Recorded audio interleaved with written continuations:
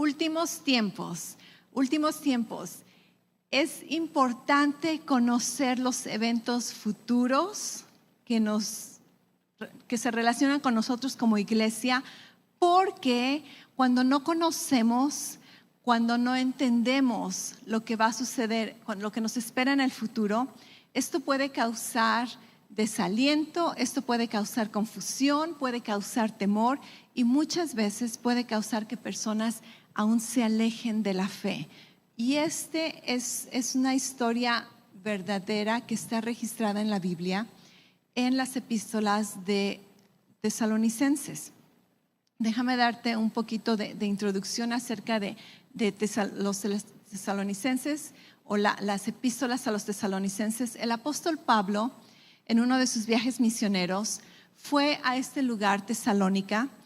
Tesalónica es un puerto en Grecia. Si te imaginas más o menos el mapa de Europa, ¿verdad? La botita ya está junto con Italia. Grecia, en una ciudad de Grecia, en un puerto de Grecia, está este lugar que se llama Tesalónica. Todavía existe con ese nombre.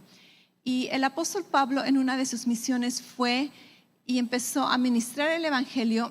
Muchos tesalonicenses que no conocían de Jesús, algunos judíos, algunos gentiles, recibieron a Cristo, empezaron a ser discipulados por el apóstol Pablo. Los comentaristas o historiadores nos dicen que probablemente el apóstol Pablo estuvo con ellos como unos 6 meses. Y durante estos 6 meses, si tú lees la carta primera de Tesalonicenses, el apóstol Pablo nos muestra cómo se encariñó tanto con ellos. Dice que llegaron a ser como familia, que se sentía él como la mamá de ellos y ellos lo trataban como si él fuera el hijo, y había mucha cercanía. Estaban pasando un tiempo maravilloso entre la hermandad, el discipulado, pero desafortunadamente hubo una persecución, especialmente personal, en contra del apóstol Pablo y de sus compañeros de liderazgo. Así que lo sacaron de ese pueblo, de esa ciudad. Él tuvo que irse por peligro a su vida.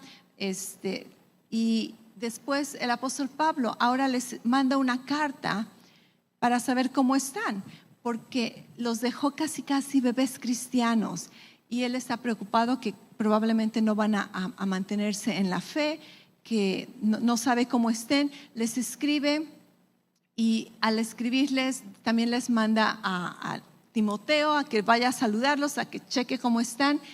Y cuando Timoteo va y regresa y le da las buenas noticias a Pablo, Pablo se goza mucho porque encuentra que aunque eran bebés cristianos y aunque estaban pasando por mucha persecución, muchas tribulaciones, se han mantenido firmes. Y el apóstol Pablo dice, me dio tanto gozo de ver que no solamente mantuvieron la fe, sino que aún están fortaleciéndose y causando más impacto, y su fe está siendo divulgada por muchos lugares, y ese es un reporte muy bueno.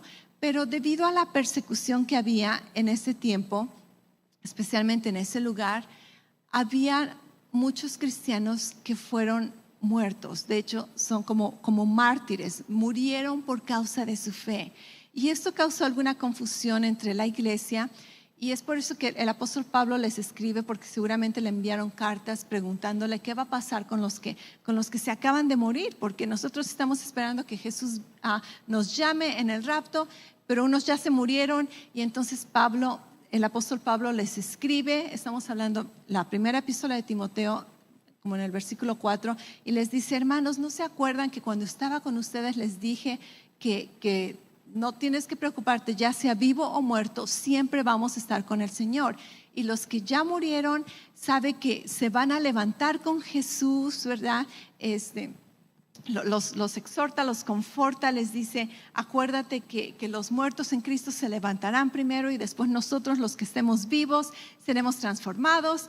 Y después continúa en el capítulo 5 de 1 Tesalonicenses dándoles instrucciones de mantenerse gozosos todo el tiempo, de orar, de esperar la venida del Señor. Después pasa algún tiempo y les manda otra carta, y esto es 2 de Tesalonicenses. Y en 2 de Tesalonicenses encontramos algunos asuntos que están sucediendo en la iglesia, y uno de ellos es que la iglesia está confundida otra vez, está temerosa, porque recibieron falsas enseñanzas. Pareciera que alguien les mandó una carta diciendo que era de Pablo cuando no era de Pablo, y los quiso engañar y les dijo que la venida del Señor ya había llegado o que estaba a punto de llegar, que están viviendo en la tribulación, y entonces ellos están confundidos. Y si esto sucedió en iglesias en ese tiempo, sabemos que sucede en iglesias en nuestro tiempo, donde cuando la gente no entiende, no conoce los eventos que están por venir, lo que va a suceder en la iglesia, lo que nos va a suceder como iglesia, entonces esto causa temor, esto causa confusión, causa desaliento y, una vez más, a veces causa hasta que la gente se aleje de la iglesia. Y es por eso que de vez en cuando nos tomamos el tiempo de examinar estos eventos. Para muchos es súper interesante, otros así como que, no quiero saber de aquello, pero es importante que lo conozcamos, ¿ok? Espero que tú estés aprendiendo algo, que estés poniendo cosas en prácticas y disfrutando de estas enseñanzas. Y si tú no eres de esos que les interesan mucho estos temas, ya estamos por terminar. Nos queda un mensaje más, espero, y después vamos a cambiarle el tema, ¿ok?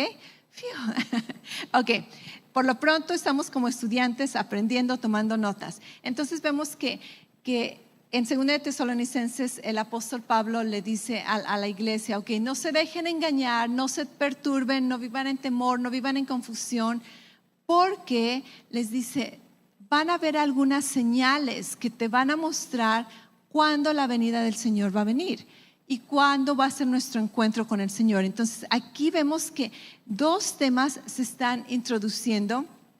Uno es el rapto de la iglesia, nuestro encuentro con el Señor, y el otro es el día del Señor. Di conmigo, el día del Señor. Ok, tú vas a encontrar este término en el Nuevo Testamento y aún en el Antiguo Testamento. Este es un término que se conoce como la venida del Mesías, cuando Él viene a la tierra a reinar, ¿ok? Porque tú sabes que hay muchas profecías, que esto ha sido establecido desde un principio, que Jesús, el Mesías, va a venir a la tierra y va a tener un reino terrenal, donde literalmente Él va a ser el rey de esta tierra, donde va a haber justicia, donde va a haber equidad, donde todo, imagínate Jesús como presidente. Imagínate cómo va a estar la cosa, ¿ok? Esto va a suceder algún día. Esto se conoce como la venida del Señor. Di conmigo, venida del Señor. Como la venida del Señor, y esto se conoce como el día del Señor, ¿ok? Esto no es el rapto, este es un evento separado, un evento diferente.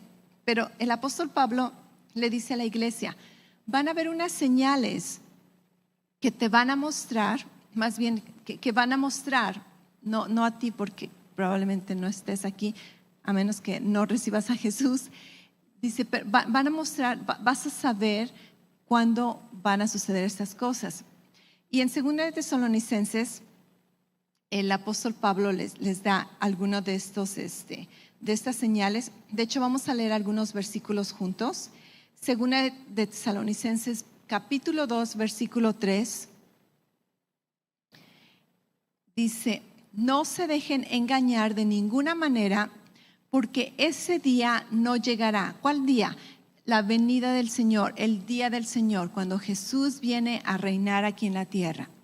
Dice, porque ese día no llegará hasta que ocurra una señal, la primera señal, rebelión contra Dios. Y ahorita vamos a ver cuáles son estas señales. Vamos a expandir un poquito. Pero la primera señal es la rebelión contra Dios. La segunda señal es que se va a manifestar el hombre de pecado. Esto es lo que otras versiones llaman el anticristo. Dice que solo sabe destruir. Versículo 4. Y él se opone y se levanta contra todo lo que lleva el nombre de Dios o es objeto de culto. Este hombre hasta se atreverá a ir y sentarse, señal número 3, en el templo de Dios, ¿ok? Este hombre va a hacerse pasar por Dios y va a obligar a las personas que lo adoren como Dios. Y después continúa Versículo 5 dice, acuérdate que yo te expliqué esto. Versículo 6 dice, como recordarán, también les dije, y aquí vamos a ver unas palabras en mayúscula. Estas son énfasis mías, no están en la Biblia, sí en mayúscula. Dice, como recordarán, también les dije que hay un poder que detiene a este hombre y que no le permitirá aparecer hasta su debido tiempo. El plan secreto de la maldad ya está desarrollando. Solo falta que lo que lo detiene sea quitado de en medio. ¿Ok? Y después el apóstol Pablo continúa, versículo 8, 9, 10, creo que hasta el 11 o 12. Continúa diciéndoles más señales. Algunas de esas señales van a ser. Entonces vimos que la primera señal es lo que se conoce en la Biblia como la apostasía o la rebelión en contra de Dios. Después va a aparecer el anticristo, pero antes de que aparezca el anticristo vimos que hay algo que lo detiene, hay un poder que detiene que el anticristo se manifieste. Dice, pero aunque este espíritu, toda esta estrategia, dice, ya está funcionando, ya ha estado funcionando, el anticristo no se va a aparecer y decir, hey, yo soy el anticristo, ¿verdad? No va a aparecerse hasta que lo detiene, este poder, esta entidad que lo está deteniendo ahorita, sea quitado de en medio. Creo que algunos están haciendo conclusiones ya, ¿verdad? Y después dice que una vez que el anticristo, este poder se ha quitado de en medio, el anticristo se va a aparecer como un gobernante mundial, va a ser un genio en la economía, va a ser todo un erudito en la filosofía, en la paz mundial, va a ser un superhombre que la gente va a decir, wow, tenemos que poner a este hombre como gobernante, no solamente de un país, no solamente de un continente, de todo el mundo. Y cuando suceda esto, la gente lo va a recibir con brazos abiertos, súper felices. Aún Israel va a pensar que probablemente Él es el Mesías, porque les va a conseguir un pacto de paz que jamás se ha podido conseguir en el mundo y jamás se va a conseguir hasta que Él lo consiga. Pero este pacto de paz es una farsa. Y después, últimamente, el anticristo en una ocasión va a entrar al templo sagrado de Jerusalén. Ese templo todavía no existe, esa es otra señal que sabemos que no está sucediendo estas cosas porque el templo de Jerusalén tiene que ser edificado. Y de hecho ya están haciéndose los trámites para edificar este nuevo templo. Acuérdate que el templo que leímos en Mateo 24, Jesús les dijo, no se admiren tanto del templo porque se va a destruir. Y verdaderamente fue destruido. Pero se va a construir un nuevo templo. Probablemente el anticristo va a financiar la construcción de este nuevo templo y finalmente, cuando este templo esté allí, la Biblia dice que Él va ¿cuál es la palabra que estoy buscando? A profanar ese templo, porque va a entrar y va a obligar a las personas que lo adoren. ¿Okay? Entonces, esta es otra señal. Después, en el versículo 9 que no leímos, dice que Él va a manifestar muchas señales y maravillas, milagros que la gente se va a admirar, así como que, wow, ¿cómo es posible que este hombre puede hacer cosas como estas? Y la Biblia dice que es porque Satanás va a estar operando en él, prácticamente casi como poseyéndolo.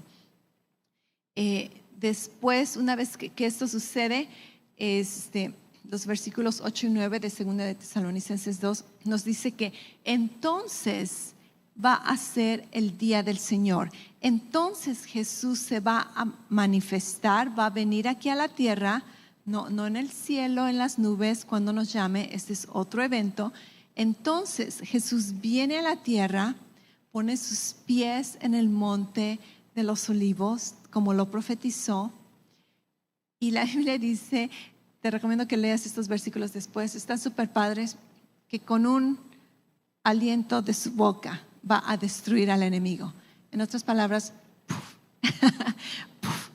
con un soplido de su boca, dice, va a destruir el enemigo, va a destruir a todas las personas que lo siguieron voluntariamente y no porque lo siguieron engañadamente, sino que dice que todas las personas que rechazaron la verdad, que no amaron la verdad, esto es en el versículo 10 y 12, dice, van a ser últimamente condenadas y juzgadas, ¿ok? Entonces vemos que estos eventos van a suceder en un futuro cercano, donde una vez que la iglesia sea removida, nosotros asumimos y creemos, como muchas personas creen, que es la iglesia, este poder que está deteniendo que el anticristo se manifieste. ¿Por qué? ¿Cómo concluimos esto? Acuérdate que Jesús dijo que las huestes del infierno no van a poder prevalecer en contra de la iglesia. Y Jesús nos dijo que nosotros, todo cristiano, no importa cuán bebé sea, cuán nuevo sea, cuánto poquito sea, todo cristiano tenemos el poder de usar la autoridad en el nombre de Jesús. Si el anticristo se manifiesta ahorita, te aseguro que la iglesia se pone en oración y reprende a Satanás del anticristo. Y esto no va a poder funcionar, porque nosotros tenemos autoridad sobre toda hueste del enemigo. Amén. Y además hay algunos versículos, tengo algunos, no los vamos a leer juntos, te los voy a mencionar rápidamente. Hay muchos versículos, especialmente 2 en Tesalonicenses, que estamos utilizando todo el contexto de este libro, de estos libros, que nos dicen que como iglesia nosotros somos salvos de la ira venidera, somos salvos del juicio, del castigo que está por venir. ¿Acaso no estas son palabras confortantes? ¿Ok? Conocer de los últimos tiempos no es para manipular a las personas o para vivir en temor o confusión. Al contrario, es para asegurar nuestro caminar en Cristo. Y una vez que estamos seguros en Cristo, podemos vivir vidas con propósito, con misión, en lugar de andar pensando que Dios es el enemigo y que tenemos que cuidarnos de Dios porque nos va a castigar. Esto hace que vivamos vidas perdiendo el tiempo y perdiendo nuestras habilidades como iglesia que somos en Cristo. Pero cuando reconocemos que Dios está de nuestra parte, que quién nos acusará, que Dios es con nosotros, que siempre va a estar con nosotros, que tenemos una esperanza eterna, la Biblia dice, un consuelo eterno, entonces ahora puedo vivir y llevar a cabo las obras que Dios me mandó aquí en la tierra y no tengo que andar temeroso de Dios cuando Dios no es el enemigo y puedo andar ministrando las bondades de Dios aquí en la tierra. Amén. Es por eso que es importante. Entonces, en 1 Tesalonicenses 1:10 dice que nosotros esperamos desde el cielo a su Hijo, esto es en el rapto, dice, el cual resucitó de los muertos, es decir, a Jesús, quien nos libra de la vida venidera. Amén. Aleluya. Gloria a Dios. 1 Tesalonicenses 5, versículo 9 y 10 dice, porque no nos ha destinado Dios para ira. Oh, ese sí lo tenemos. Ok, entonces podemos leerlo juntos. Buen trabajo, equipo de media. Dice, porque no nos ha destinado Dios para ira, sino para obtener salvación. ¿Por qué? ¿Por nuestros méritos? No, por medio de nuestro Señor Jesucristo, quien murió por nosotros, para que ya sea que estemos despiertos o dormidos, vivamos juntos con Él. Entonces Dios no nos ha destinado para la ira. Dios no te salvó y te dijo, ok, ahora de ahora en adelante voy a juzgar todo lo que haces para ver si te voy a castigar. No. Somos salvos, perdonados, redimidos por la obra de Jesús. Amén.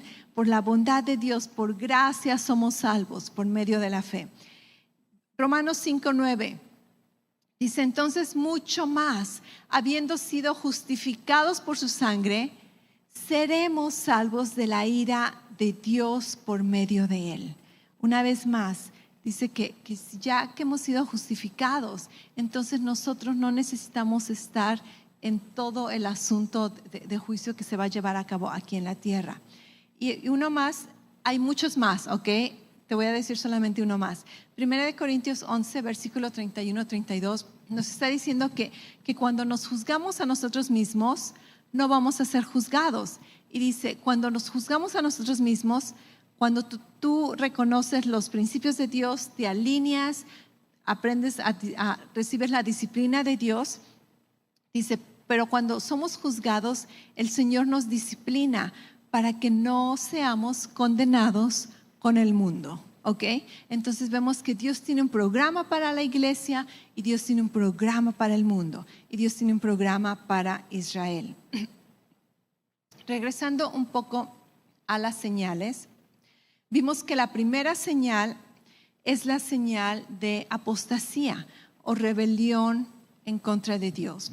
Y esto es algo interesante que quiero expandir un poquito, pasar unos minutos en ello, porque tenemos que entender de qué se trata esta apostasía, ¿ok? La apostasía en el diccionario significa alejarte especialmente de la fe, pero alejarte de las cosas de Dios. Esta es una rebelión en contra de Dios. Y me acuerdo, creo que lo hemos mencionado antes en algunos de los mensajes anteriores.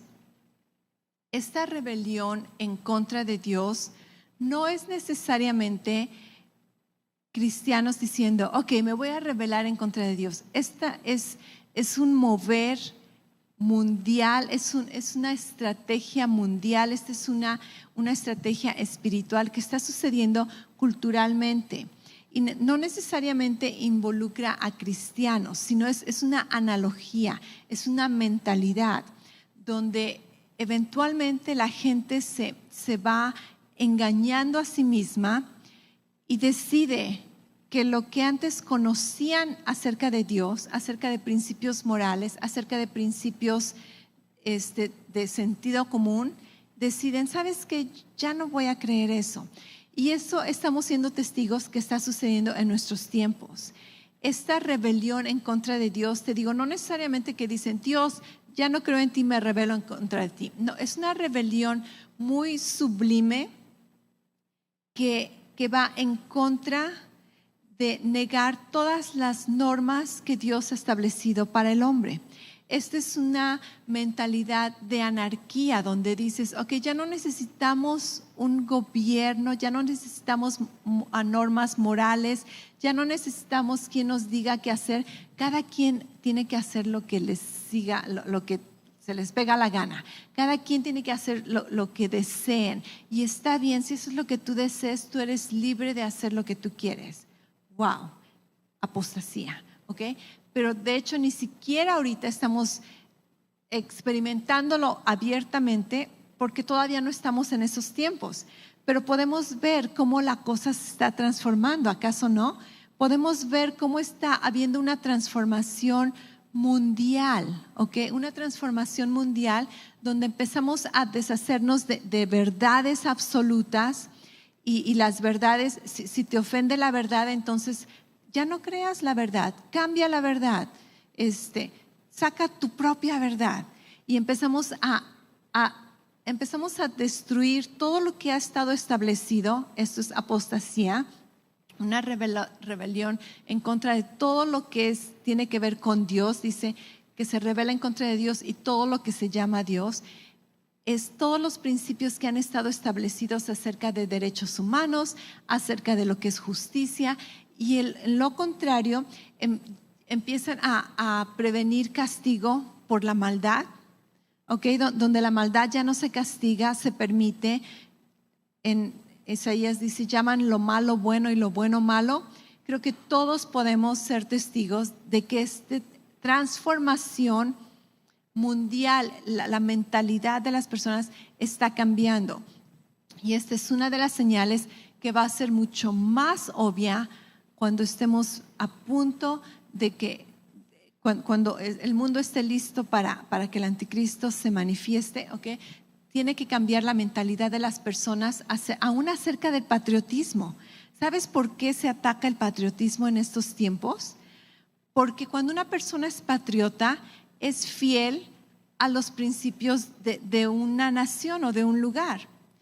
Pero para que haya un gobierno global, para que haya un gobierno mundial, tenemos que deshacernos de tu amor, de tu fidelidad, de tu lealtad a tu patria, para que podamos tener esta mentalidad de que, oh no, en todo el mundo vamos a incluir a todos y todos somos iguales, ¿lo entiendes? Entonces todas estas mentalidades que ahorita estamos viendo que están apareciendo van a tomar raíz eventualmente y eventualmente va a ser la norma. Ahorita todavía hay mucha resistencia, hay muchos que decimos, eso no tiene sentido, eso no está correcto, pero eventualmente cuando esta fuerza de apostasía, de anarquía, de rebelión sea mucho más fuerte, más infiltrada, donde la gente niegue la verdad, donde la gente rechace la verdad, es cuando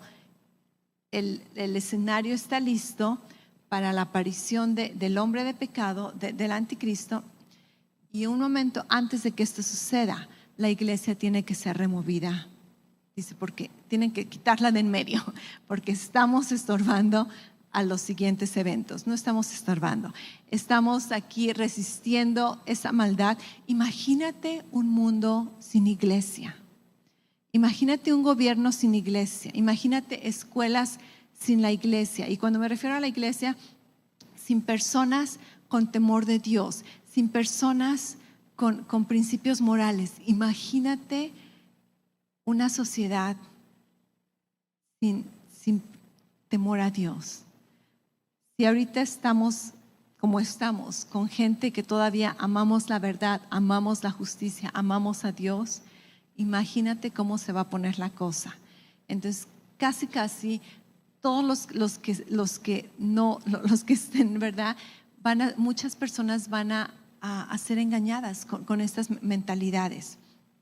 Entonces vemos que apostasía tiene que ver con modificar todo el mundo hacia la anarquía, rebelión contra Dios, rechazo a la verdad, oponerse a todo lo que está establecido en cuanto a principios morales, es impunidad, donde no se castiga la maldad, está el relativismo, está preparándose a las personas para un régimen dictatorial donde se van a violar los derechos humanos, tiene que ver con un gobierno mundial, rechazar verdades objetivas, verdades absolutas y rechazar aún la ciencia.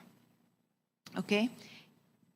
Ahora, esto es en el mundo. Esta apostasía afecta a un gente que no es creyente, principalmente a la gente que no es creyente.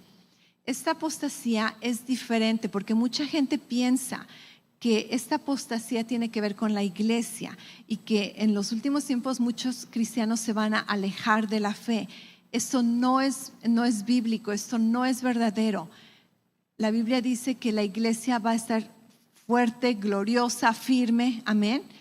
Porque aún cuando todas las tinieblas empiezan a levantarse, la iglesia brilla más y la iglesia persevera y la iglesia quizá calladamente, pero sigue expandiéndose. Entonces, esta apostasía no es una apostasía de cristianos. Lo que sí la Biblia nos dice en 1 Timoteo 4, 1 y 2, 1 Timoteo 4, 1 y 2, está el apóstol Pablo escribiendo a la iglesia, me parece que es de Éfesos, no me acuerdo a qué iglesia es. Timoteo era el pastor, sí, es la iglesia de Éfesos. Dice, pero el Espíritu dice claramente que en los últimos tiempos algunos se apartarán de la fe, ¿ok? Suena como apostasía, pero esta no es la palabra apostasía en el griego. La otra palabra es apostasía en el griego. Esta palabra es diferente. Esta no es apostasía, esta palabra es apistemi, quién sabe si así se dice. Esta palabra significa alejarse o distanciarse, pero no necesariamente rechazar la fe o negar a Dios o negar la fe. Pero la Biblia sí nos dice que el Espíritu nos advierte claramente que en los últimos tiempos algunos, estamos hablando de creyentes, se alejarán, pondrán una distancia en la fe, en otras palabras se enfriarán, van a ser engañados, se van a poner cómodos. Dice, y se convertirán en seguidores de ideas engañosas y doctrinas diabólicas. Los propagadores de tales enseñanzas mienten con tanta hipocresía que la ciencia ni siquiera les molesta. Esta es la versión Nueva Biblia. Y en 1 Timoteo 1, 4, 1 y 2. Entonces, este tipo de apostasía en la iglesia no es necesariamente la apostasía que va a suceder en el mundo. Aquí nos dice que algunos cristianos en los últimos tiempos se van a enfriar, van a dejar de venir a la iglesia. Ok, déjame decirte algo triste. Estadísticas nos muestran que uno en tres cristianos ya no asiste a su iglesia ni aún en línea. He escuchado de cristianos que eran fieles viniendo a la iglesia cada semana, donde ahora dicen, yo no creo que es necesario ir a la iglesia ya no es tan importante. Esto estamos hablando de cristianos que eran fieles. Imagínate los que ni siquiera eran fieles, que venían de vez en cuando, quién sabe dónde estén. Si estás en tu casa, mantente conectado a la iglesia. La iglesia es una bendición, la iglesia es necesaria para tu vida. La iglesia te va a prevenir de alejarte, de distanciarte, de que seas engañado. Y la Biblia nos dice que muchos cristianos van a ser engañados. Ahora, si no estás en la iglesia porque no puedes estar en la iglesia, te entendemos, te bendecimos, ninguna condenación. Pero si no estás en la iglesia porque estás cómodo y ya te acostumbraste a no estar en la iglesia y porque ya cambiaste tus pensamientos acerca de la prioridad de ir a la iglesia, este mensaje ni siquiera es para ti porque quizá no estés escuchando, pero te lo van a pasar tus amigos y tus hermanos, ¿ok? Estar en la iglesia es súper necesario, porque en la iglesia nos damos cuenta si alguien se está enfriando, si alguien se está desviando, ¿acaso no? Y cuando hablo de la iglesia, hablo de la comunidad. Si tú te estás enfriando, si tú te estás dando cuenta, he estado escuchando otras cosas que me han estado haciendo dudar lo que dice la Biblia o de dudar lo que conozco, por qué lo conozco, contáctanos, contacta a alguno de los líderes, contacta a alguno de los cristianos aquí y diles, ayúdame, estoy en un estado vulnerable, he estado escuchando ideas que no sé si son verdad o no, quizás sean engañosas, quizás sean verdaderas, pero mantente en la comunidad, mantente en la verdad, sigue amando la verdad, sigue teniendo temor a Dios, este es el temor bíblico de Dios, no que le temas a Dios. Mantente conectado con los hermanos y las hermanas porque es necesario, especialmente en estos últimos días, porque no queremos que seas engañado, no queremos que te alejes, no queremos que andes, que seas seducido por ¿qué dice? Doctrinas diabólicas y al rato creyente de Jesucristo, hijo de Dios, andas por otro lado donde ni siquiera deberías de andar. ¿Ok? Entonces es necesario que nos mantengamos unidos, conectados, que alguien esté supervisándote, checándote cómo estás por tu bien. Entonces vimos que hay una diferencia entre la apostasía que va a pasar mundialmente y algunos cristianos, no todos, algunos cristianos que se van a enfriar, que se van a alejar de la fe y muchos desgraciadamente van a ser aún engañados. Pero esto podemos prevenirlo. Mantente conectado. Rápidamente vamos a ver algunas diferencias entre el rapto de la iglesia y la venida del Señor o el día del Señor. ¿Ok? Voy a darte algunos puntos de lo que es el rapto de la iglesia. Tú ya has escuchado estas enseñanzas. Ahorita solamente es un repaso de qué es el rapto de la iglesia. Y nuestros versículos básicos para esta enseñanza es 1 Tesalonicenses 4, del 13 al 18 y 1 Corintios 15, versículos 51 al 58. Estos son versículos que ya los hemos leído juntos. Entonces, el rapto es el arrebatamiento de todos los creyentes vivos. Cuando Jesús venga, va a arrebatar a los creyentes y nos vamos a reunir. Esta es una reunión o un encuentro con el Señor en el aire. En el rapto Jesús no viene a la tierra, Jesús nos encuentra en el aire, ¿ok? esta reunión, encuentro con el Señor, es un misterio. En otras palabras, esto no se había dado a conocer en el Antiguo Testamento. Los profetas del Antiguo Testamento no lo sabían, no lo entendían, jamás lo habían escuchado o pensado o se les reveló. Este es un misterio y será un misterio en cuanto no se sabe cuándo es. No hay una señal que diga, esta señal va a avisarte que es el rapto. No se sabe cuándo va a ser. Jesús dice, yo ni siquiera sé cuándo va a ser. Y este misterio se va a mantener misterio cuando la gente ni siquiera va a saber qué sucedió. Los que se queden, el mundo, dicen, no van a saber qué sucedió ni cómo sucedió. Quizá piensen que fuimos, nos tomaron los extraterrestres o quién sabe cuáles van a ser las teorías que saquen. El rapto es un misterio para el mundo. El rapto es una resurrección y una transformación instantánea.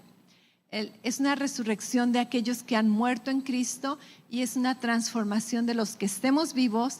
Dice que en un abrir y cerrar de ojos vamos a ser transformados con cuerpos gloriosos. ¡Wow! En el rapto Cristo viene en el aire. En la segunda venida del Señor, y estamos utilizando versículos de Zacarías 14:4 o Apocalipsis 19 del 11 al 16. En el rapto, Cristo viene en el aire. En la venida del Señor, en la segunda venida del Señor, Cristo viene a la tierra. Y aquí están las diferencias. En el rapto, Cristo viene por sus santos. Dí conmigo, por sus santos. Entonces, Cristo viene y llama a sus santos, ¿verdad? Cristo viene por sus santos. En la segunda venida, cuando Cristo viene aquí a la tierra para destruir al anticristo, para reinar aquí en la tierra, Cristo viene con sus santos. ¿Sabías que nosotros vamos a regresar a la tierra cuando Jesús regrese? Vamos a regresar con Él y vamos a regresar con nuestros cuerpos glorificados. Imagínate esto. Y la Biblia dice que vamos a ayudarle a Jesús a reinar y a gobernar. Y es por eso que va a poder ser perfecta paz, porque gobierno con gente que no tienen la naturaleza de pecado, todo perfecto. Wow, esto es el anhelo de la creación, esto es el anhelo de toda persona. Entonces, en el rapto Jesús viene por sus santos, en la segunda venida Jesús viene con sus santos.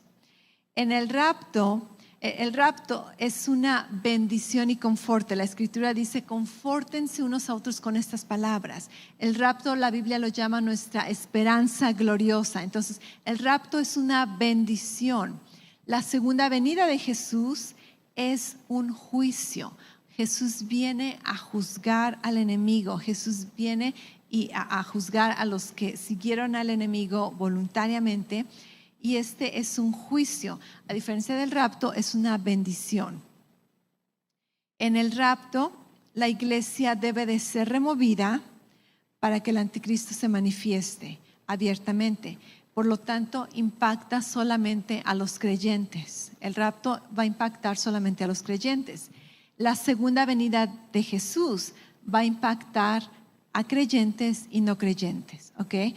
Va a haber gente aquí en la tierra que van a recibir a Jesús después de que haya el rapto, van a ser salvos. Va a haber creyentes y va a haber no creyentes. Entonces, la segunda venida de Jesús afecta a creyentes y no creyentes. ¿Cómo vamos? ¿Mucha información? ¿Estás agarrándole? ¿Sí? ¿Interesante?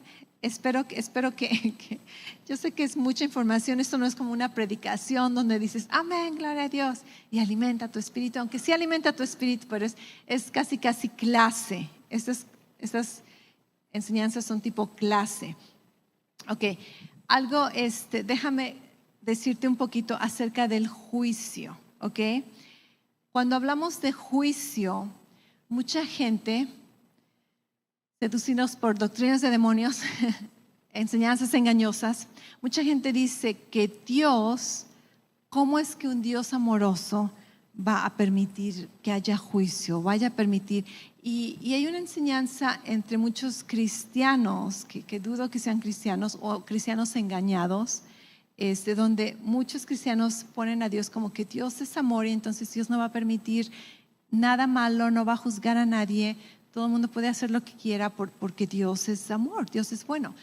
Verdaderamente Dios es amor y Dios es misericordioso y Dios es bueno y Dios es bondadoso y sus misericordias son nuevas cada mañana. Pero nuestro Dios también es justo. Nuestro Dios es la roca de justicia, la Biblia lo llama. Y cuando hablamos acerca de juicio, el juicio no es malo necesariamente. El juicio no es negativo necesariamente. Ahora depende de qué lado estés, ¿verdad?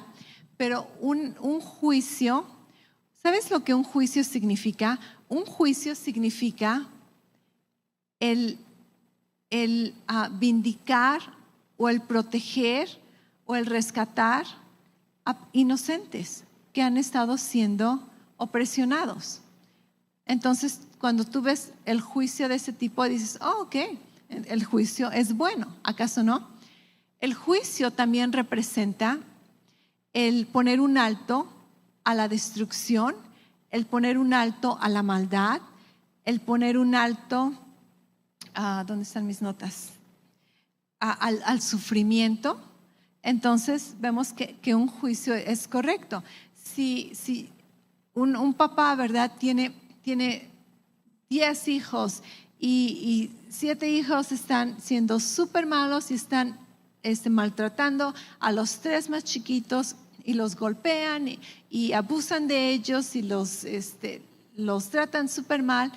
Cuando el papá viene y pone a todos parejos, pone un juicio a los hermanos mayores, a los responsables, ¿qué es lo que está haciendo? Está protegiendo a los inocentes, está poniendo un alto al sufrimiento. Entonces vemos que un juicio no necesariamente es negativo. Y un juicio no quiere decir que esta persona que está ejerciendo el juicio es mala. Al contrario, porque esta persona es buena, porque esta persona es justa, porque esta persona es verdadera, puede ejercer este juicio. Amén. Entonces, esto nos ayuda a entender un poquito cómo nuestro Dios bueno y amoroso tiene que ejercer un juicio. Y si tú sabes un poquito acerca de los juicios de Dios, la Biblia dice que tú tienes que llenar su copa hasta que venga un juicio. Y muchas veces esta copa donde dice Dios, ok, esto no debieron haber hecho, pero te lo voy a pasar y te lo voy a pasar y te lo voy a pasar. Muchas veces estos juicios duran, más bien su copa en llenarse dura 400 años, 120 años. En nuestro caso ha durado casi 2000 años, donde Dios dice, ok, nos esperamos, vamos a dar chance a que cambien. ¿Por qué? Porque la Biblia dice que Dios desea que todo hombre sea salvo y que Él es lento para la ira, esperando que todos procedan al arrepentimiento. ¿Ok? Entonces, pero últimamente, porque nuestro Dios es bueno y justo, necesita hacer un juicio. Si no juzgara, Dios sería injusto. Dios sería injusto y nuestro Dios no es injusto. ¿Ok? Un ejemplo bien rapidito lo encontramos con el diluvio. ¿Sabías que el diluvio, la historia del diluvio, que es científicamente comprobado que hubo un diluvio mundial? En la historia del diluvio, Dios le dijo a Noé que construyera un arca y que empezara a predicar a la gente que se metieran al arca para ser salvos, para ser protegidos. Pero ¿qué sucedió? Que la gente no lo creyó, no querían la verdad, rechazaron la verdad.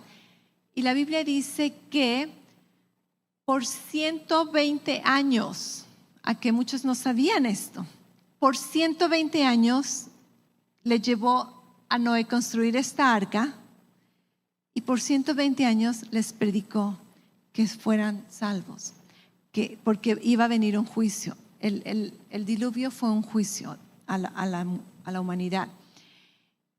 Pero por 120 años se les predicó, puedes ser salvo de ese juicio. Arrepiéntete, recibe la protección de Dios, recibe la misericordia de Dios. 120 años. Algunos cristianos les choca que sus abuelita, la tía, les están invitando a la iglesia por 3 meses. 120 años. Dime si nuestro Dios no es misericordioso y bondadoso, ¿ok? Déjame decirte un poquito más acerca de cronología ya para terminar, porque no vamos a tratar estos temas, pero solamente para que tú conozcas. ¿Qué sucede una vez que el anticristo se manifiesta? Bíblicamente, basado en profecías del Antiguo Testamento y aún en Apocalipsis, la Biblia nos dice que el calendario cronológico es de que una vez que los últimos tiempos se acaben con el rapto de la iglesia, lo que va a suceder es lo que se conoce como la tribulación o la gran tribulación. Este es un periodo de tiempo que está establecido bíblicamente, va a durar 7 años. 7 años va a durar esta tribulación. Y durante estos 7 años, los primeros 3 años es cuando el anticristo va a hacer este tratado de paz, va a establecer su gobierno mundial. A la mitad de los 7 años, a los 3 años y medio, es cuando él profana el templo, obliga a todos a que lo adoren. Las personas que no quieren adorarlos tienen que ser muertas como mártires. Y después van a pasar 3 años y medio más donde va a haber mucha destrucción, va a haber guerras, va a haber hambre, va a haber pestilencias, va a haber cosas, señales en los cielos, en la tierra. Pero durante todos estos 7 años, acuérdate, donde aparentemente la maldad va a estar súper manifestada, durante estos 7 años van a haber grandes evangelistas y se va a recoger una gran cosecha de la gente que había rechazado la verdad, pero cambian sus mentes, se arrepienten, reconocen que estaban erróneos, y van a haber 144,000 judíos predicando, especialmente en Israel, en toda esa área. Van a haber 2 testigos sobrenaturales que Dios va a mandar. No sabemos necesariamente quiénes son. Podemos especular que sea Elías y Enoc, o Elías y Moisés, no lo sabemos. Sobrenaturalmente van a andar predicando. Después van a haber ángeles. La Biblia dice que va a haber ángeles que van a estar predicando a todas las esquinas de la tierra, como si la tierra tuviera esquinas, pero en todos los confines de la tierra. Y la Biblia dice, y cuando se predique el evangelio en todo el mundo, no estamos hablando de nuestro tiempo, estamos hablando de durante la tribulación. Estos son versículos que mucha gente malinterpreta. Cuando se predique el evangelio en todo el tiempo, entonces vendrá el fin. Y entonces después de estos 7 años donde el anticristo está haciendo de las suyas, gente está siendo salva también. Algunos tienen que pagar con su propia vida como mártires, pero al menos están siendo salvos. Después de esos 7 años, Jesús viene a reinar, destruye al anticristo. Por 1000 años, la Biblia dice que va a reinar aquí en la tierra.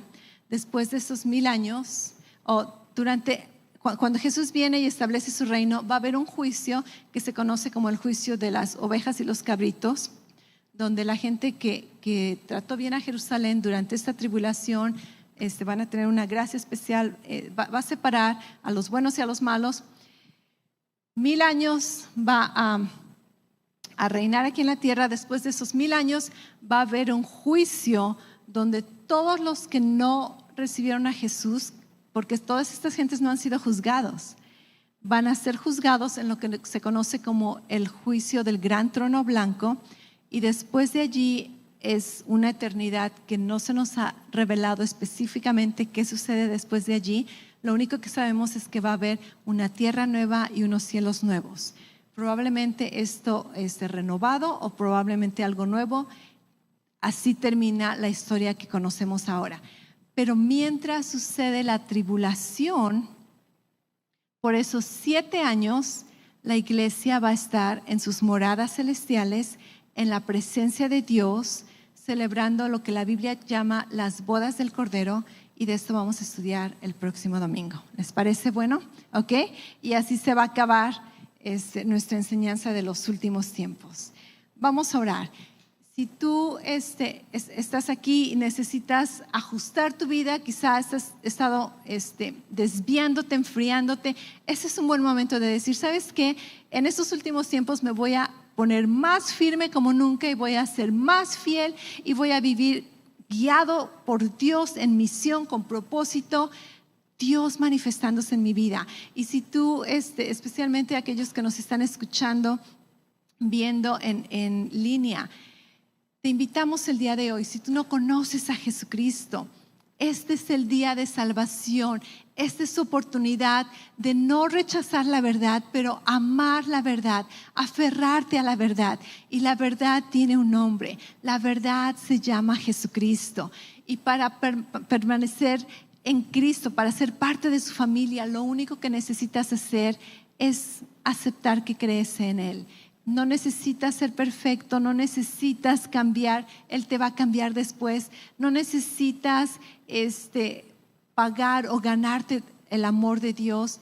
Es por fe, es un regalo de Dios. Lo único que la Biblia dice que necesitas hacer es creer en tu corazón y confesar con tu boca que Jesucristo es tu Señor y tu Salvador.